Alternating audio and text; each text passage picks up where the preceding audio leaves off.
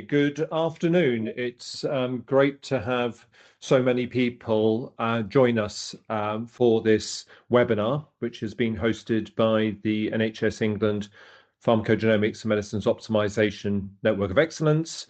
And the focus of today's discussion is around the opportunities for pharmacogenomics in childhood asthma. My name is Bill Newman. I'm a clinical geneticist and professor in genomics at the University of Manchester, and I'm the lead of the NHS Network of Excellence in Pharmacogenomics. And I'm joined chairing by Professor Somnath Mukhopadhyay, who's the chair in paediatrics from Brighton. We've got two speakers. We're going to do a little bit of an introduction, and then we've got two presentations. So one of those is by Dr. Tom Ruffles, who's an associate professor in paediatric respiratory medicine in Brighton, done a lot of work with Somnath in this area, and also our colleague from Manchester, Dr. Sean Gavin, who's a senior lecturer in health economics. Next slide, please. So the outline for the discussion over the next hour is we're going to just have a general discussion about pharmacogenomics in pediatric asthma. A number of you will be aware of this and have worked in this area. Other people a little bit less so. So that's to bring people to a more common place, focusing particularly on the evidence that's been generated already about the use of genotype guided therapy with this variant in the ADRB2 gene, and then the economic analysis that Sean has undertaken. And then we're going to look at what the opportunities, what the evidence gaps are to move this forward. And we're really keen to have a discussion with you. We're keen, as we go through, for you to put your questions into the chat or the Q&A tab. Rather, if that's that should be apparent on your screen, and we'll try to field as many of those questions and generate a bit of a discussion. Next slide, please. So we're just going to have a quick poll just at the outset, just to get a bit of sense of what people's thoughts are around this. So it'd be great if you're happy to answer this question very quickly. Do you think that pharmacogenomics has the potential to improve asthma care in children? We might be talking to a very selective audience here, so but we're very keen to see what you think at the start, and then we'll loop back to this at the end. So if people could very quickly just answer that single question. And then Salim, can you just shout out when we've got the result of that question, and then we can just share that.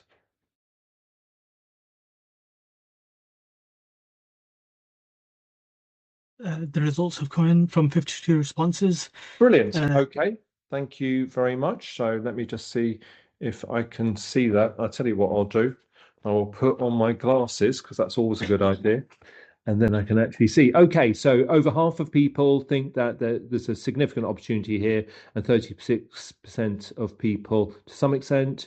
No one thinks it wouldn't make a difference, so that's really interesting. And there's a little bit of uncertainty, so maybe that will be helpful just to clarify that through the course of the conversation. So next slide, please. Thank you, Salim.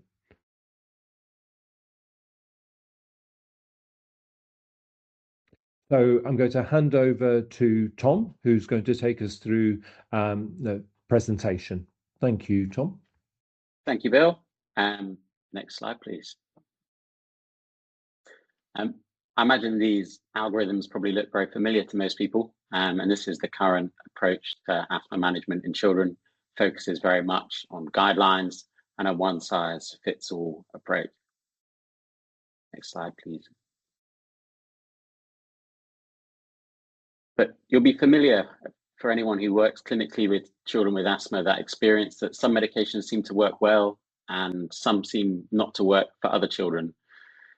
Lynn Tosig's group from Colorado nicely showed this with their work they published in the New England Journal of Medicine, utilizing a triple crossover design, so adding an either long-acting beta-2 agonist leukotriene receptor antagonist, or additional inhaled corticosteroids in turn for children already on inhaled steroids over a 12-month period.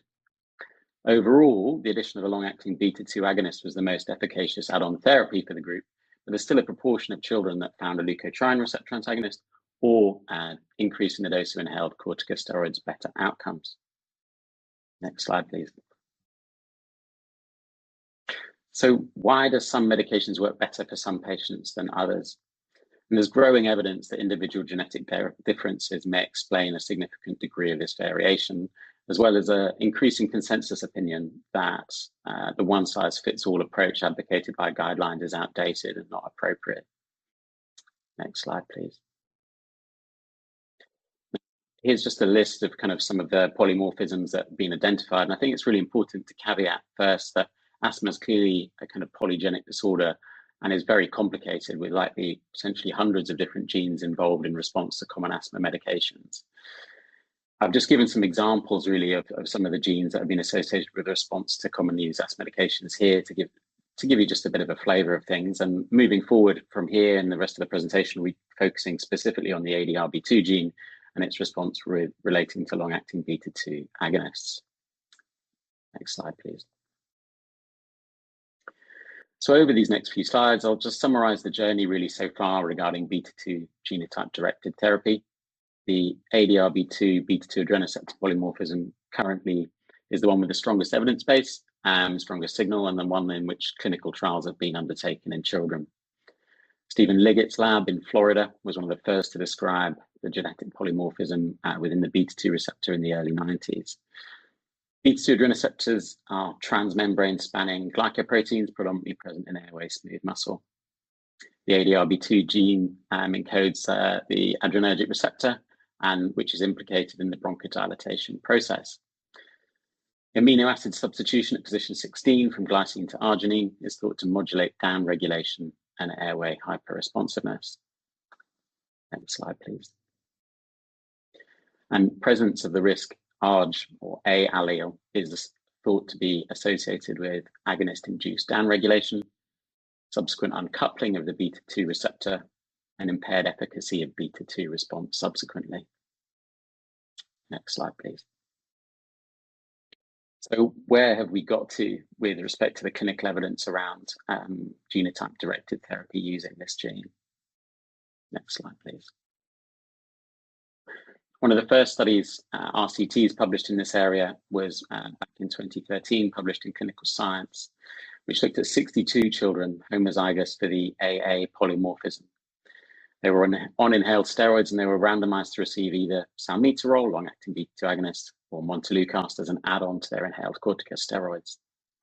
And whilst long-acting beta-2 agonist has been shown to be more beneficial overall in the population, for this subgroup, leukotriene receptor antagonists such as montelukast was associated with decreased school absences, decreased reliever use, and increased quality of life scores.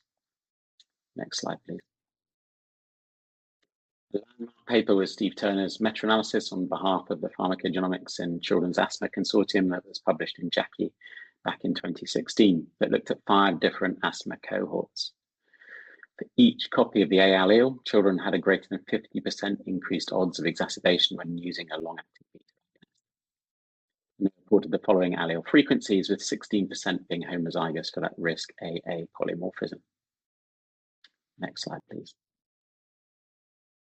The trial was published in the ERJ back in 2021 and aimed to assess whether prescribing second-line asthma control medication according to ADRB2 genotype resulted in an improvement in quality of life compared to standard care. Next slide, please. This was a pragmatic RCT that recruited participants from England and Scotland via the primary care research networks. This recruited children 12 to 18 already on inhaled corticosteroids, and they were randomized to either personalized care, so ADRB2 genotype-based prescribing, or standard care.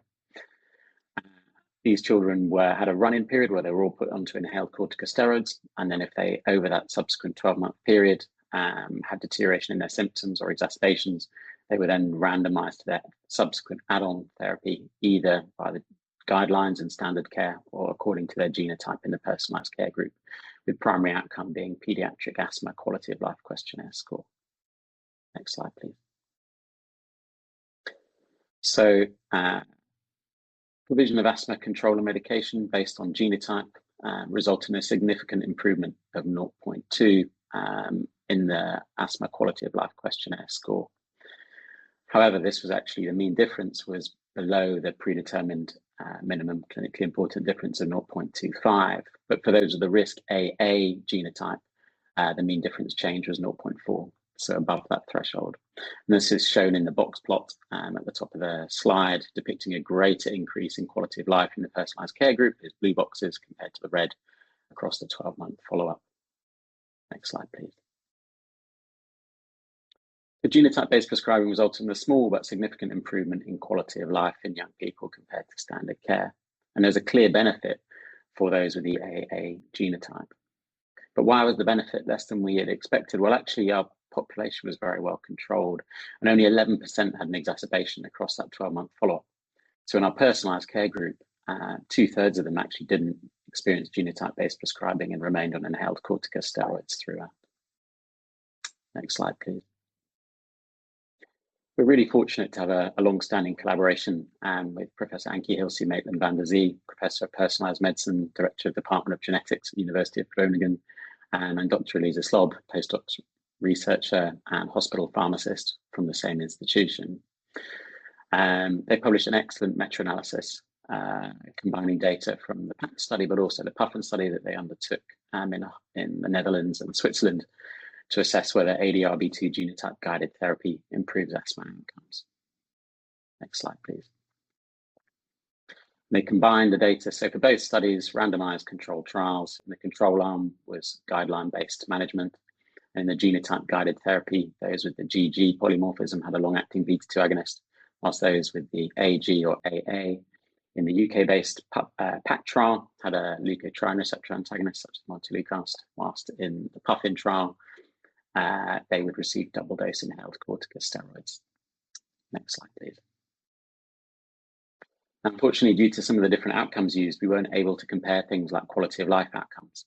However, the kind of headline result really was that there's a decrease in rate of exacerbations for those in the genotype-based arm of the meta-analysis. Next slide, please. So genotype-guided therapy resulted in lower rate of exacerbations. Now this is really significant because not only did this have a significant quality of life impact on children and their families, but also this has a significant health economic impact as well. Next slide, please. And this kind of brings us on really nicely for Sean Gavin to talk to us now about a recent health economic analysis that they've undertaken through the University of Manchester. Thank you, Sean.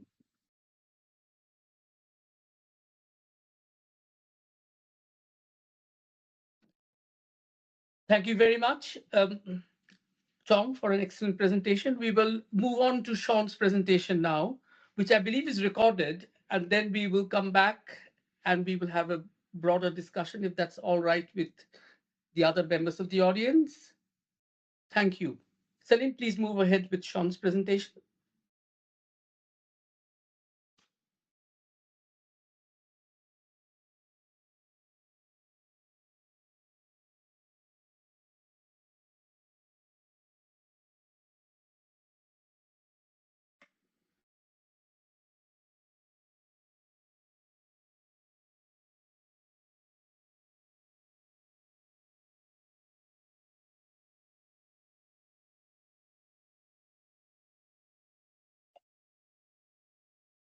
Salim, I think we're seeing the slides, but we're not hearing any audio.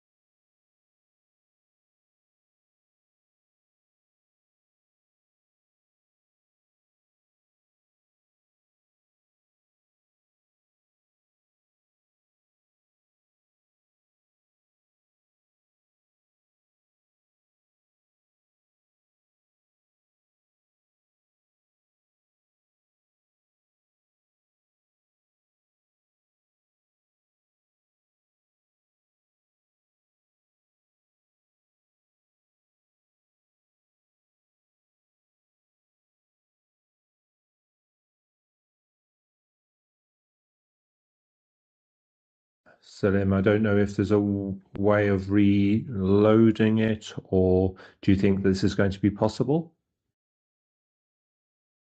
Or there's a technical issue that we can't. I've just tried to. I did test it before and it worked fine, so I'm not sure what's going on now. Can Somnath and Tom hear it by any chance? No. No, we No. can't hear Sean speaking. We can see the slides, but we can't hear Sean speaking. Sorry. Apologize. It's okay. These things. It's okay. I am Sean Gavin. I'm a senior lecturer in health economics There at you the University of Manchester. And I'm pleased to share with you today some exciting work that we've done as part of the Network of Excellence around genotype guided prescribing for children with asthma.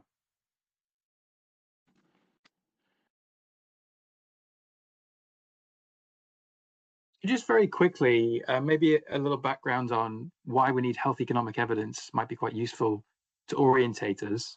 I think when we start to bring in new interventions into the healthcare system, on one hand, we need them to be effective for patient populations, but on the other hand, we also need to think about whether they provide value for money to the healthcare system. And so this is where arguments around, are they cost effective, also come into play. And this type of evidence is really useful to then inform decision-making bodies such as NICE, or evidence to bring new interventions into clinical guidelines or recommendations at a national and international level. So what we're doing in practice is comparing, on one hand, the health benefits that we would expect patients to achieve from our new intervention with the costs that might be incurred to the healthcare system on the other hand as well. And so what this typically boils down to is a comparative piece of work where we are trying to compare our new thing, so our new intervention, with what currently happens in current practice, both in terms of costs and in terms of health benefits, over a slightly longer time period than what you would expect to see within a clinical trial. So moving then to the specific example that we're looking at here, we can frame this as a decision problem. So what is the problem that is faced to healthcare decision makers and to clinicians in practice?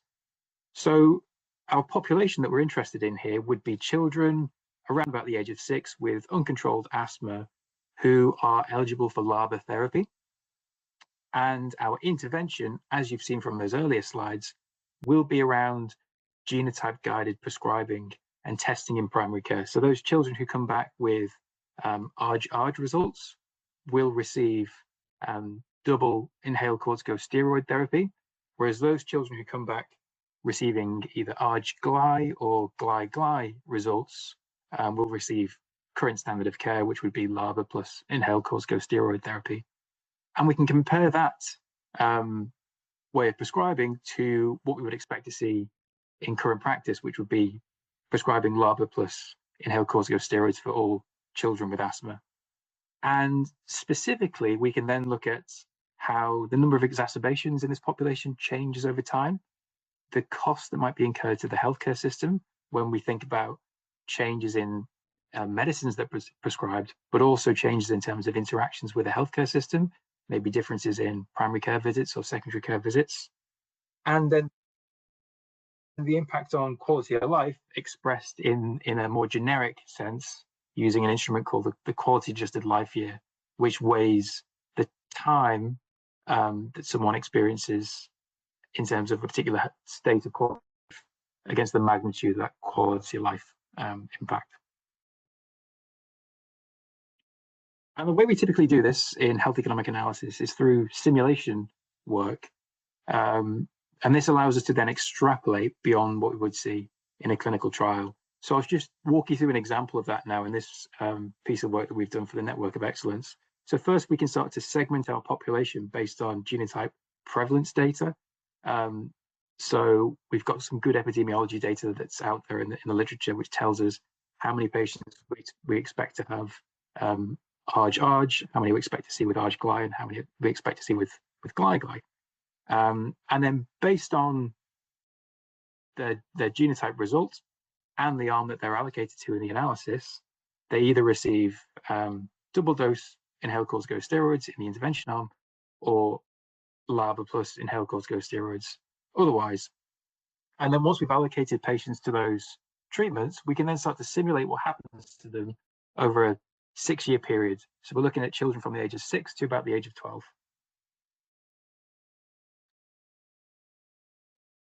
And the way we do that is we then start to simulate on a week-by-week basis the types of health events that we might expect to see in this population. So everybody enters this analysis being symptomatic, so they've presented with symptoms of uncontrolled asthma in primary care, and then they're exposed to a treatment, and they can bounce between these different health states each week. So they may become symptom-free, so the treatment's worked, and that's a great thing. Unfortunately, the treatment may not work, and they may experience an exacerbation, which could be a mild exacerbation or a severe exacerbation. And then we also know that once you've had an exacerbation, there is a slightly elevated risk of having another one in the weeks that follow on from that. So we try and capture that slightly elevated risk of exacerbation over this recovery period here. And what we're really interested in is the probability of those patients moving between these different health states over time. And once we know how patients move between these health states, we also know that there's a cost associated with each of these health events, and there's a quality of life impact that's also associated with the health events as well. So for example, if you have a mild exacerbation, you may have a visit to your primary care doctor. If you have a severe exacerbation, you may have to go to hospital and have an inpatient stay. And similarly, if you experience exacerbations or you remain symptomatic, there's a decrement then to your quality of life as well. And we can capture that within a quality adjusted life year. Turning to the results then, we would typically present our results on a diagram like this.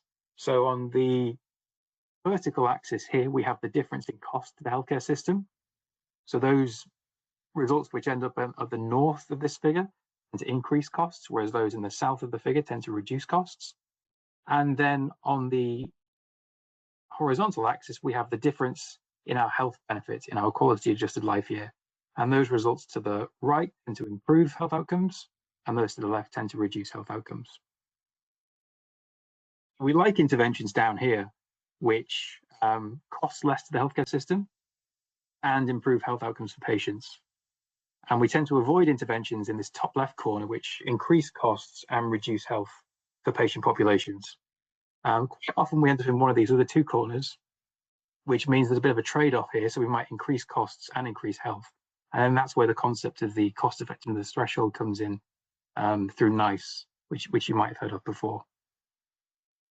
So in our specific example for genotype guided testing for asthma, where do we end up? Well, we end up in this bottom right-hand corner here, which is a really positive result, actually. So we tend to find that we are reducing cost of the healthcare system and we are improving health outcomes for patients as well. So just put some numbers on that. In terms of per patient cost, it's looking like genotype guided testing will save around about £282 per patient and improve quality adjusted life years by a small amount, but also reduce exacerbations by about 1 exacerbation per patient over the timeline.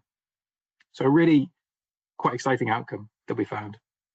And then to capture uncertainty in this analysis, we tend to repeat the analysis thousands of times using random variation in all those probabilities and costs and quality of life estimates that we have. So when we do this, we end up with a very similar diagram, but a really strong cluster of points in that southern hemisphere of the figure. So that allows us to make probability or likelihood statements. And it would appear that in this piece of work, there's about a 98% chance that genotype guided prescribing is cost effective for this patient population. So what does that look like at the population level? So if you look at some epidemiology data on how many patients we would expect to see receive LABA therapy in this age group, over a 10-year period, we would expect just over 75,000 patients could become eligible for LABA who may benefit from genotype guided prescribing. So if we scale up our per patient estimates to the population level, it means that we can potentially avoid just over 56,000 exacerbations in this population of children. We can gain just under 19 QALYs over a 10-year period, and we can save the NHS around about £22 million, driven through improvements in treatments that are prescribed to patients and reductions in interactions with the healthcare system. What's also quite exciting is that this UK-based evidence is really nicely aligned with some emerging international evidence that's also trying to look at the same intervention and use similar methods. And what we find is the results are incredibly consistent with what we found. So here are two papers looking at the same intervention in China and in Colombia. And in both cases, they find that genotype-guided prescribing both improves outcomes, so quality adjusted life years, and reduces costs to their respective healthcare systems. And digging into the Puffin and PAC trials a little bit more, if we look at the costs specifically, both in terms of cost of the healthcare system, but also costs maybe beyond the healthcare system in terms of travel time, missed school days, missed days at work because parents have to stay at home to look after the children who are experiencing exacerbations, we also find this a very similar story, that the costs of the children exposed to genotype-guided treatment in the intervention arm are much lower than what we would expect to see in the current practice arm. The key messages just to take home then are firstly that genotype-guided treatment is likely to reduce exacerbations, improve quality of life, and reduce healthcare costs in a UK setting. Our findings are robust across a whole range of scenario analyses and uncertainties that we've had to capture and reflect in the data. So we've looked at scenarios where we've varied turnaround times for tests, so we've varied the uptake of testing. And in all cases, we find that costs of the healthcare system are lower and quality adjusted life years are improved. So overall, this is a positive signal to move towards wider implementation work and prospective data collection as we think about ways to potentially roll this out in a primary care setting more widely.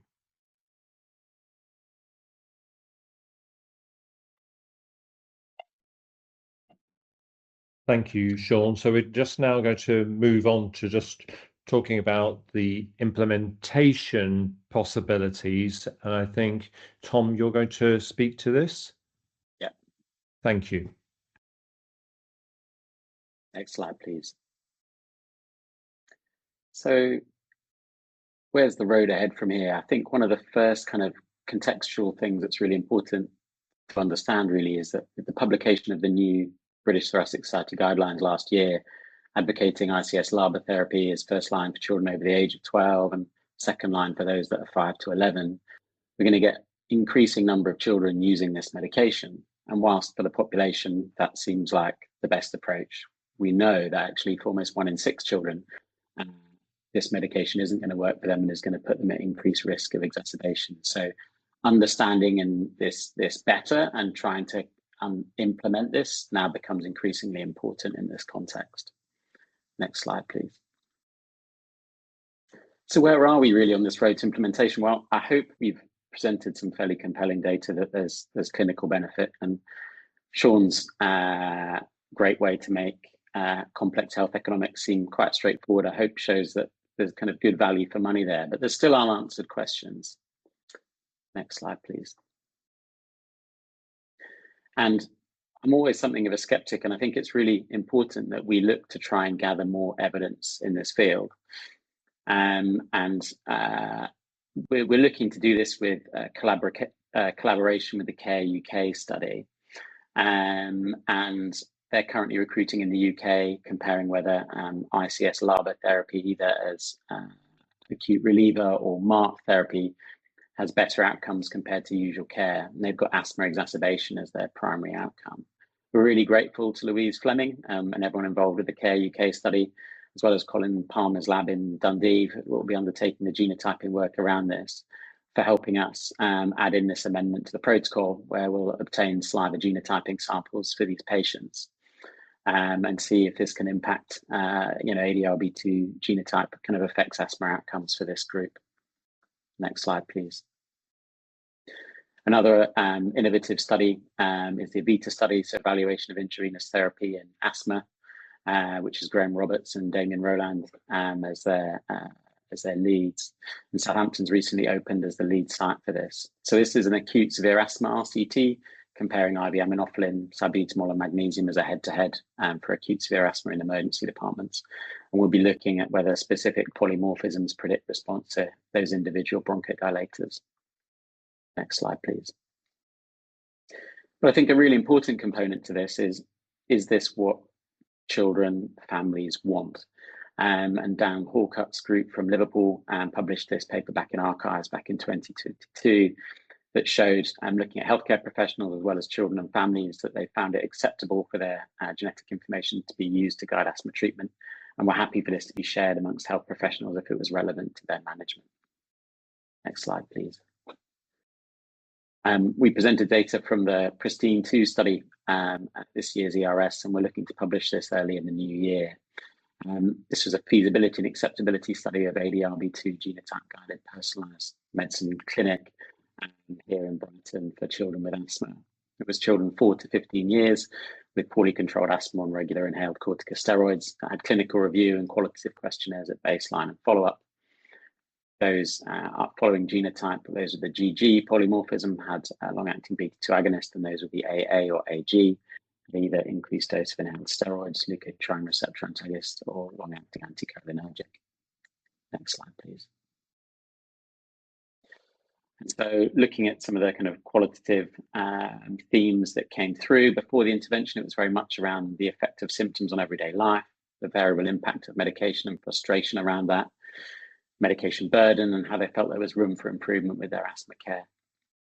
Following the genotyping and adjustment of their medication, the kind of themes that came out was the ease of the saliva test, the fact that they had improved symptom control and quality of life, decreased reliever use, a real reassurance of kind of knowing that they were on the right medication, and how they were then keen for this to be implemented into routine care, and they were a real desire for other children to be able to benefit from this intervention as well. Next slide, please. And I think these are some of the quotes from the children and the families, and I think they're really powerful in showing that this is something that that they want, and what a great opportunity that personalised care is for these young people. Next slide, please. So on that road to implementation, I think we have hope that we have shown that this is clinically beneficial, and there's more work to be done there. Sean's shown that it's value for money, and actually there's increasing evidence this is what people want. So is it feasible in primary care is the next really big question. Next slide, please. And that's the next step we're looking to do. So recently submitted an expression of interest through the NHS Genomic Network of Excellence, kindly supported by Bill and others in the Manchester group. And this has got several work packages within it, and the main aspect being a primary care feasibility study. Can this be done in the primary care setting, which is where most young people with asthma are based and looked after. Within this, we'll also look to explore and develop a primary care network of practices that are interested in this work. We'll look to undertake extensive patient public involvement engagement work, and to really understand things better and make sure that important outcomes for children and families with asthma are really being looked at and explored. And we'll look to try and validate ADRB2 genotyping within kind of NHS Genomics laboratory hub. And this is all really around developing the basis for an implementation study. And so we'll look to develop a protocol for that. Next slide, please. So having heard, over the last kind of 20 minutes, 25 minutes, half an hour, it'd be good just to repeat that first MCQ and see really if people's minds have been changed.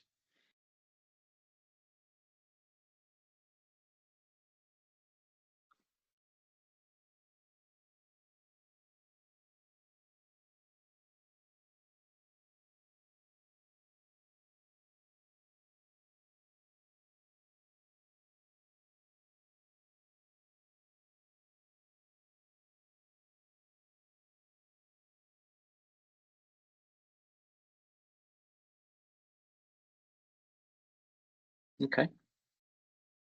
So it looks 78% yes, significantly from the 58 responses, 20 to some extent, and still maybe 1 or 2 who are not sure, which is completely understandable.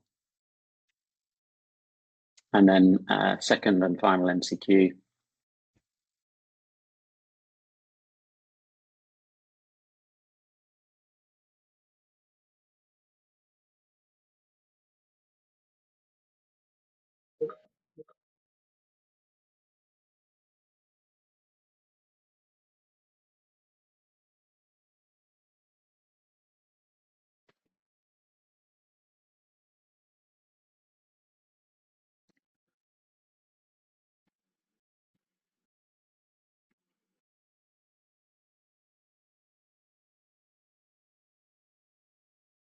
So looking at those responses as they continue to come in, we've got almost 50, just over 80%. Yes, I hope so. And then 16%, I'm not sure. And absolutely, I think there's going to be quite a few logistical challenges to try and get this into implementation. But I think it's really important that we look to undertake this work. Thank you, Celine. Thank you very much. I mean, this is amazing. I didn't expect such a positive response from the audience. Firstly, to start with, and secondly, beyond following the presentations. What do you think, Bill? I mean, is this something you find is very interesting and important in terms of the future of pharmacogenomics for children's asthma? Yeah, it's very encouraging. I mean, our sense, not just in this space, but across other pharmacogenetic indications where there's fairly strong evidence, is that health professionals want it, that patients also want it. It's then a question of how can we deliver it in a way that doesn't disrupt clinical pathways, and that the NHS is committed to and commission. And then I suppose understanding then what the longer term benefits are for the healthcare system. Does this result in, as you've mentioned and Tom mentioned, with some of the outcomes captured, improve school attendance, reduce use of healthcare? And I think it's really important that as we move forward and we think about implementation, we ensure that we capture those sorts of outcomes. I noticed, Somnath, that we've got some very expert people in our audience, and it'll be really great to hear the views of some of those individuals. So very happy to let you to draw some of those people into the discussion. Yes. I think that this is a wonderful opportunity. Do we have anyone who wants to speak now? Should we just give 10-15 seconds for somebody who wants to speak, who has got a burning question? You can type your question, you can put your hand. Colin Palmer, yes, please.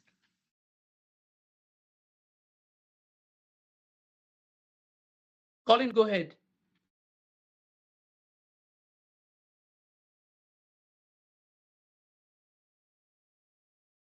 I think Colin's trying to come in.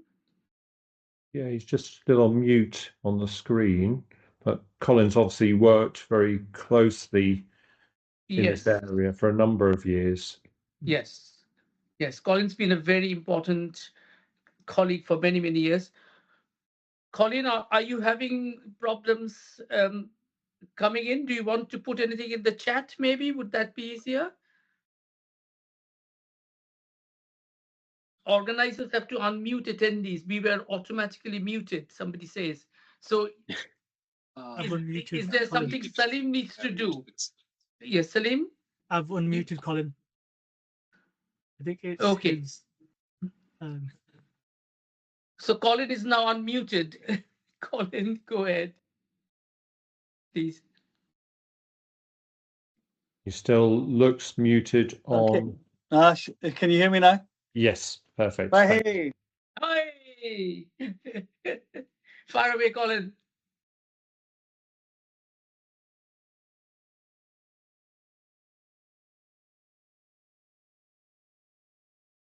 Sorry, Colin, you might need to unmute yourself again on your end. I think it automatically mutes you again.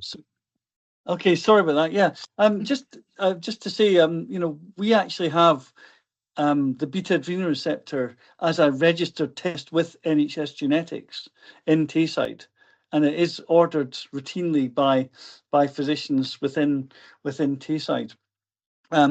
We've got the process.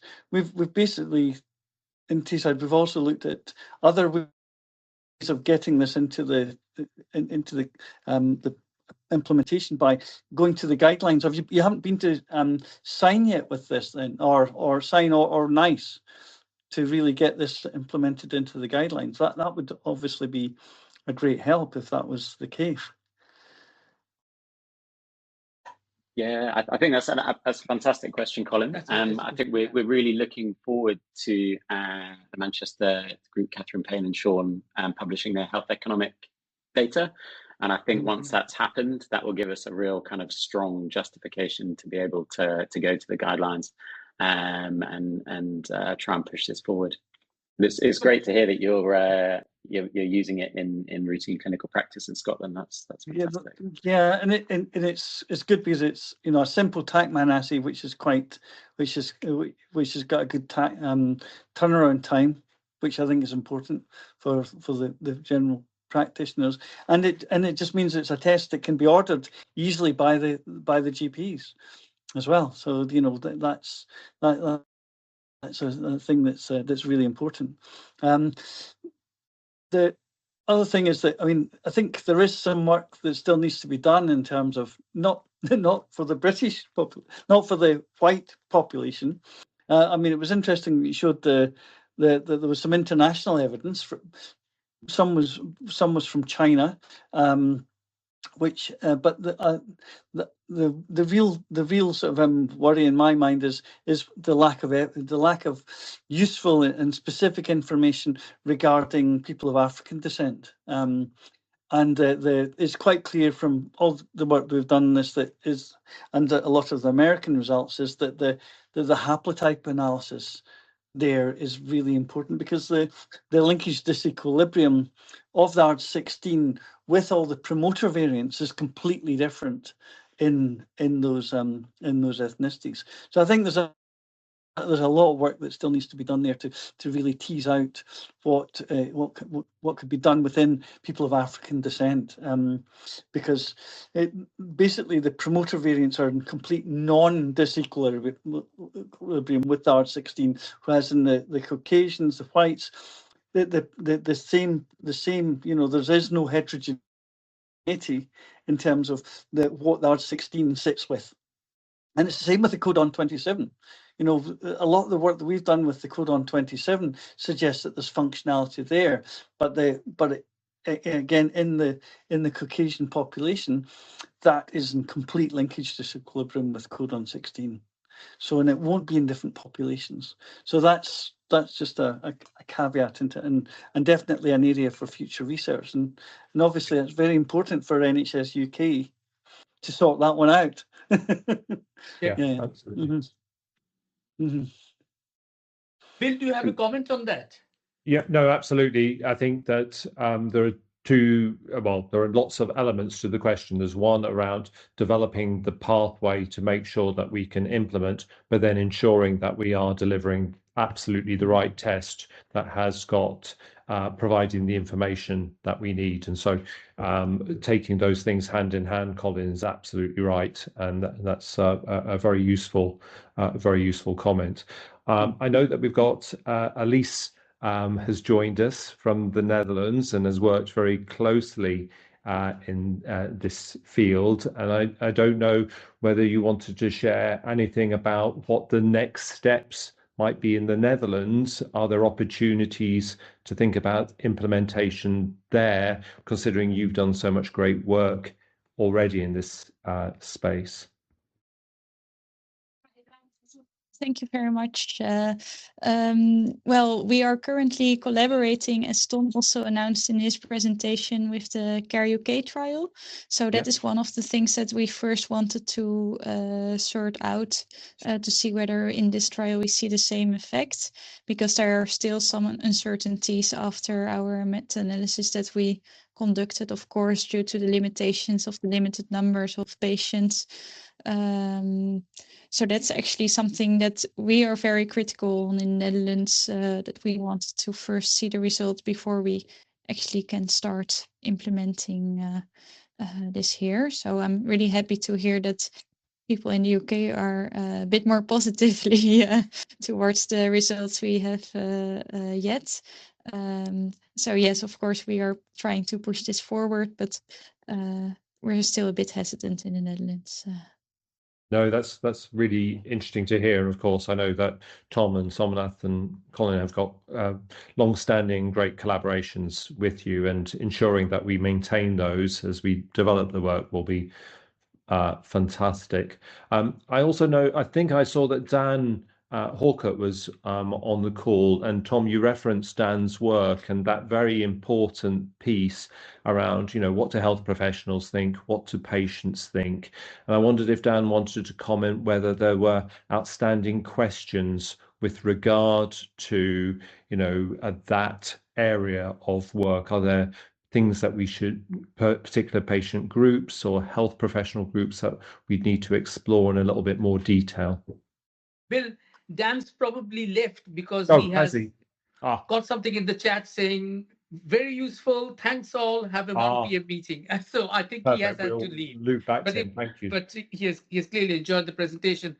Colin says I'm hard muted, whatever that means. I don't know if Salim can rescue him. There's He wants to have questions in the Q&A as well. Oh, he says that was an old one. That was an old one. Oh, that's an old one. Sorry. Yes. No, sorry. The questions are from Nicola Hussain, and she asks, what is the implication of this evidence for SABA therapy? SAB, or does it have any implication for SABA therapy? That's a very interesting question, and that's something we are trying to address. We have got an RFPP grant with which we have done some work. We have looked mainly at infant lung. We've kind of focused more on very young children there, Nicola, because of course, as you know, with the shifting guidelines, shifting GINA and BTS guidelines, children 5 and over are more likely to be on long-acting beta-2 agonists, i.e. LABA therapy, but SABA therapy is going to be more specific for the younger children. So we have done some work on those children, which Amy Hefner, who's probably on the call, our absolutely brilliant junior doctor, has just submitted to the ERJ, and they've asked a resubmission. So we are hopeful that Amy, with her incredible diligence, will be able to get it through. Thank you, Somnath, for answering that. There's another question from Matthew Adezoya, just asking, so we've got the experts here on the call to answer this question, were the PACT and PUFFIN trials representative of children from different ethnic backgrounds?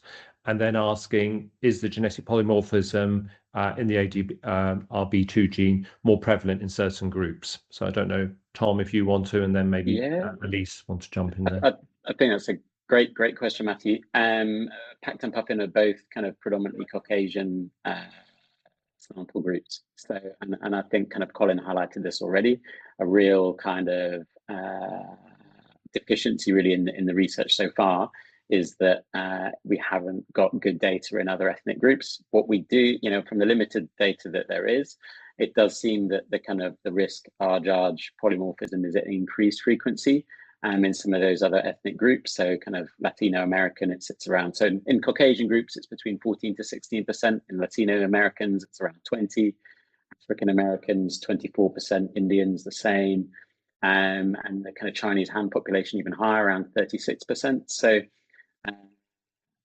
potentially there's an opportunity there to try and address some kind of asthma outcomes in these ethnic minority groups. But it's really important that kind of further work happens in more diverse populations, because they're very small studies that have been undertaken.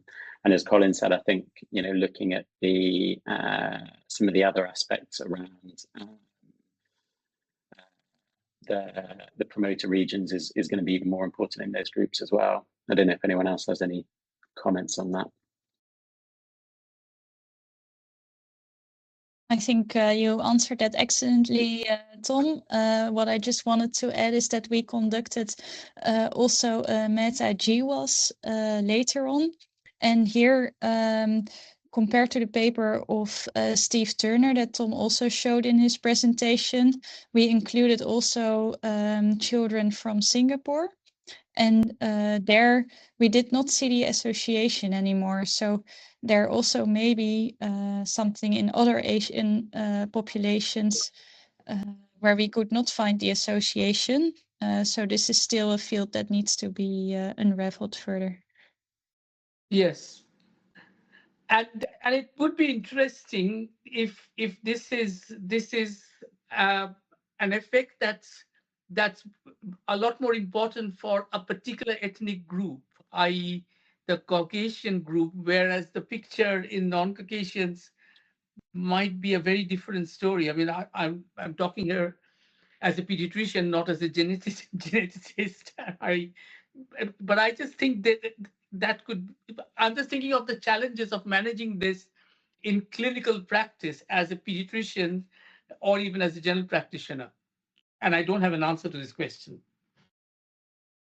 Thank you, Somnath. I note that there's a nice question, and Sean, thank you for joining us. That's great to see you. There's a question from Jay in the chat, which is asking, is there an economic analysis comparing the pharmacogenomic intervention with effective routine asthma care? So inhaler technique, asthma plan monitoring in certain at-risk patients. So those other elements of good asthma care. Yeah, that's a nice question. So we haven't seen that yet in the literature, but I think as we think about what we'd like to do next with the Network of Excellence, it's definitely something that we could probably start to incorporate, I think, into what routine care looks like for these children. That's really helpful. And then Somnath or Tom, you want to answer the question, are these findings that you present for childhood asthma relevant in adults at all? Tom, you want to answer it? Or, yeah, sure. I mean, it doesn't really look like there's any convincing data to show there's an association that's repeatable in adults. And the large trial was a double-blind crossover RCT in adults with moderate asthma, either kind of LABA or placebo as an add-on to inhaled corticosteroids. They had a group of ARJ and GLY, and they found no benefit of exacerbations or lung function. Now, why that is, that it only seems to be something that's seen in children and young people, we're still not entirely sure. The kind of hypothesis really relates to kind of the altered pathophysiology of asthma in adults, whether there's kind of remodeling of the bronchoconstrictive apparatus due to the chronic inflammation that you see in adults that results in kind of increased airway wall rigidity. There's also another hypothesis that maybe reduced affinity for the beta-2 adrenoceptor for agonists in adults. But Elisa, I don't know if you have any thoughts or other potential explanations around that. No, that is actually the working hypothesis that everyone is now working with, that we do not see this effect in adults. But other than that, I don't think it has been studied further. Yes, we discussed this in some depth in our 2009 paper. I think Colin wrote quite a lot of this. The fundamental differences between children's asthma and adult asthma and all the other factors that complicate adult asthma, which usually do not affect the asthma that we see in children. So I think that could have a lot to do with the massive differences we observe in all kinds of different ways. But I don't know anything more about it. No, that's really helpful. Thank you all. I'm conscious that in terms of the next steps, Tom outlined on that sort of one of those final slides, just that there is this expression of interest that's gone in to the Network of Excellence from NHS England. We'll get some feedback around the next steps, and then the full application would go in before Christmas with an outcome in February to start in April. And hopefully the plan would be then to answer some of these initial questions and to design a broader study. And Somnath and Tom, I'm sure that you'd be very keen and interested to hear from people on the call if they are interested in participating or contributing in some way to this ongoing program of work. So after this, we will ensure that there's a way for you to communicate if you're interested in being involved in some way, if we're able to progress that that program, if that would be okay. Yeah, I've just put my email in the chat. Perfect. So you're very happy for a direct email to you. So that's absolutely great. I don't see any further questions in the chat. I don't know if I just go around the screen if there are any final comments just before we close this webinar. So Tom, is there anything further that you'd like just to add at this stage? No, not specifically. And Elise? No, thank you very much for organizing this excellent webinar. Thank you, and thank you for joining us. Sean? No, nothing extra from me, but just thanks to everyone for attending and joining the webinar. Perfect, thank you, and thank you for your work to progress this. And I'll leave the final word to Somnath to close. Thank you very much, Bill. Thanks for all your wonderful work in getting all of us together. And I'm very, very grateful to you all for participating, but please keep sending us comments. You've got Tom's email address there, so you can fill his mailbox as best you can, and it would be great. And Tom and I work very, very closely, and now Tom and I work very closely with a lot of other people, including some of the people that you can see faces up there, and also people like Colin. And I can see some of Colin's points that he's already made here, which I will definitely follow up with you, Colin. So we are looking forward to your Christmas lunch up in Dundee. Yeah, not very far away from now. Thank you. And shall we say goodbye to everyone and Merry Christmas if it's not too early to say that. Probably for the first time. Thank you so much, everyone. Take care.